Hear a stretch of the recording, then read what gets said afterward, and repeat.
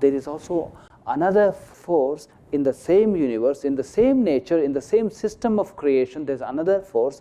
That force is there to wake us up, not to disturb us, not to overpower us, but it's there only to create comparison, so that you know you have to wake up all the time. When something goes wrong in the body, what happens? Oh my God, I'm not feeling well. You become so serious about it. I'm not feeling well. Some kind of pain in the back or in the stomach or in the head. I'm not feeling that much great. Why?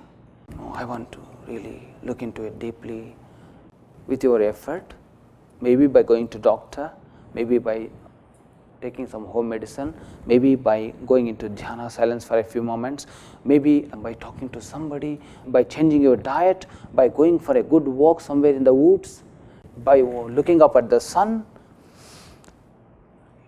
You become well, then you say, oh my God, oh, it is gone, it's not there. At that time you think, I don't think I'm going to get better. You become so pessimistic at that time. I don't think I'm going to get better because pain is so intense, discomfort is so strong.